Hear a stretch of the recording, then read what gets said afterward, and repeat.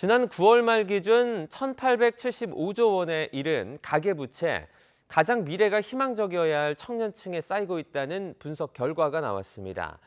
상생 금융이 언급되는 요즘 청년층에 특화된 대책이 강화돼야 한다는 지적이 나오고 있습니다. 이승은 기자입니다. 가계부채가 급증하고 있지만 전체 가구 중 금융부채를 안고 있는 가구 비율은 57% 정도로 2015년 이후 큰 변화가 없습니다. 자본시장연구원이 나이별 소득 대비 금융부채가 몇 배인지를 분석한 결과 지난해 44살 이하, 특히 34살 이하 그룹이 1.49로 가장 높았습니다.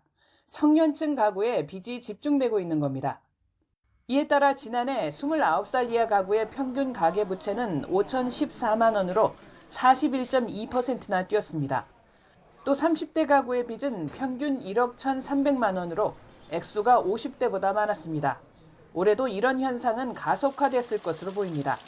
올해 들어 9월까지 전국 아파트 매매 거래 가운데 20, 30대 매수자가 31.6%를 차지해 40대를 제쳤기 때문입니다.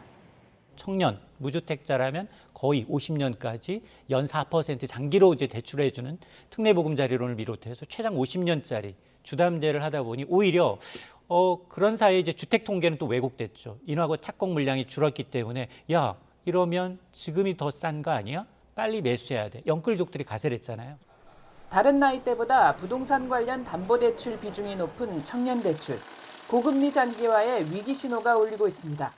29살 이하 주택담보대출 연체율은 지난해 1분기 말 0.13%를 기록한 이후 급증해 올해 2분기 말 0.44%로 최근 5년 이래 최고 수준입니다. 30대도 증가세가 꺾이지 않고 있습니다. 한계 상황으로 몰리는 경우도 많습니다. 취약계층에 최대 100만 원까지 대출해주는 소액 생계비 대출에 이자를 못 내는 사람 가운데 20, 30대 비중이 절반 가까이 됩니다. 사회 경험이 적고 소득이나 자산을 쌓아가는 첫 단계인 경우가 많기 때문에 상환에 대한 부담이 다른 층에 비해서 더 클 수 있습니다. 불법 사금융으로 갈 수 있기 때문에 그것을 막는 게 일단 시급하다고 보고요. 집값 폭등과 저금리를 경험하면서 내 집 마련에 대한 수요가 높지만 고금리는 물론 좀처럼 꺾이지 않는 물가, 취업난까지 직면한 청년층. 위기 구제를 넘어서 자립을 위한 폭넓은 대책이 필요하다고 전문가들은 강조합니다. YTN 이승은입니다.